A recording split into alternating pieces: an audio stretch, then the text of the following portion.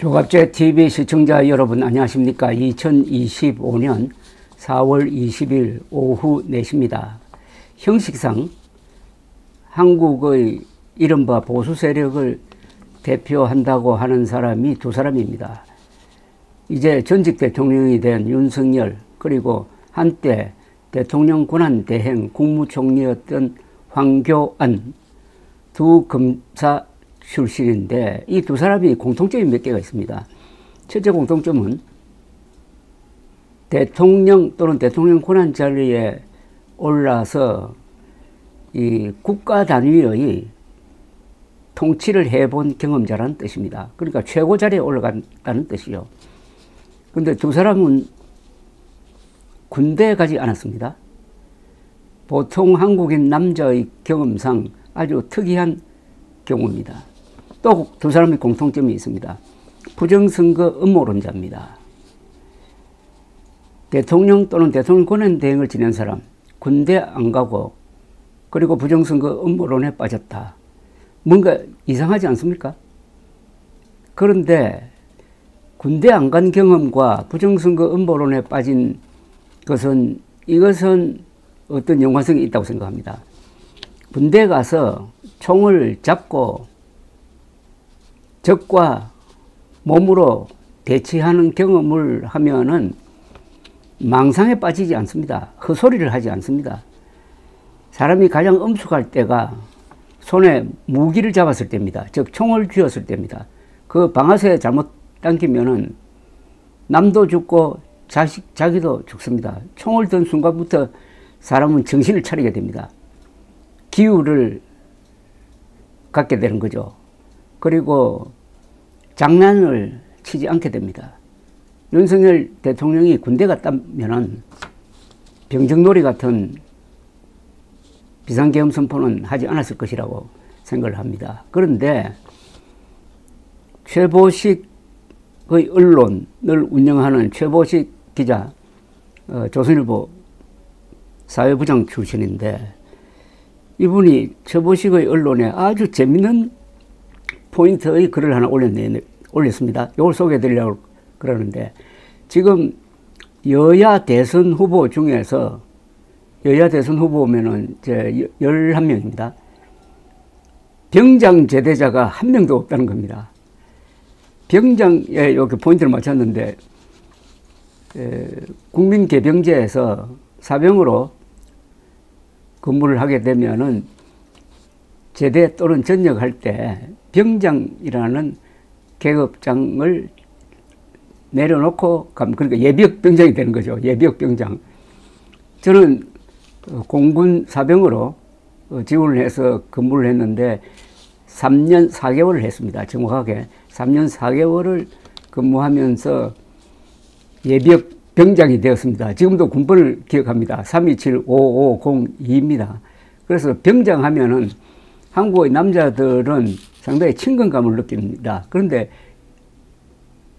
11명의 대통령 후보 중에서 병장 제대자가 한 명도 없답니다. 이게 참 신기하게 느껴지는데 일단 이 기사를 소개해 드리겠습니다. 대한민국 일반 남자들의 병역 의무 평균은 병장 전역이다.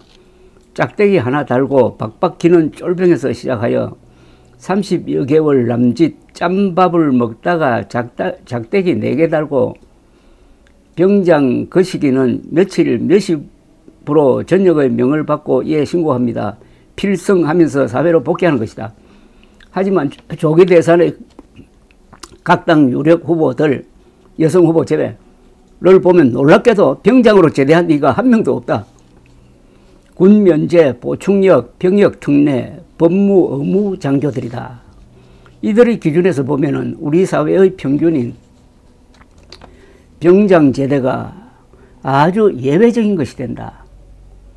이는 후보들이 대한민국 남성들이 젊은 시절 겪었던 비슷한 경험과 감성을 공유하고 있지 않다는 뜻도 된다.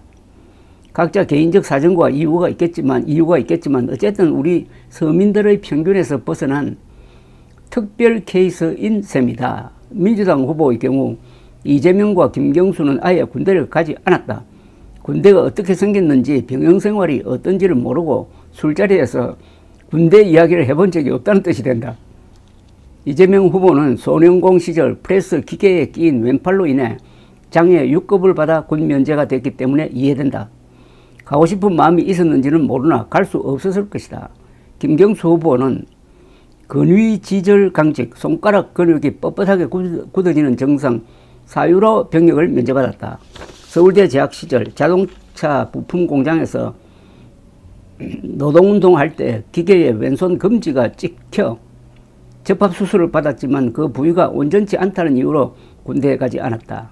왼손 검지 문제는 방아쇠를 당기는 것과 관계없어 보이지만 그런 판정을 받은 것이다. 민주당 운동권 정치인 중에는 군대를 안 가려고 손가락을 절단하는 이도 있었다. 김동연 후보는 심한 근시로 방위 판정을 받았다고 한다. 당시 좌우 0.04의 중정도 근시 이후로 보충역 처분을 받은 것이다. 하지만 몇 년 뒤 공무원 신체검사 자료에는 좌 0.3, 우 0.2로 시력이 좋아진 걸로 나왔다. 국민의힘 후보들의 경우 김문수 후보는 강제 징집됐으나 막상 신체검사에서 과거에 알았던 중이염이 재발되어 군면제를 받았다. 스타일로는 해병대를 몇 번 갔을 것 같은 홍준표 후보는 저체중 및 근시로 보충역 판정을 받아 전북 부안에서 1년 6개월간 방위를 했다. 홍 후보는 안 그랬겠지만 내 서울대 친구들 중에는 군 면제가 되는 저체중을 만들려고 극한의 다이어트를 한 친구도 있었다. 참고로 이 최보식 대표는 해병대 사병 출신입니다.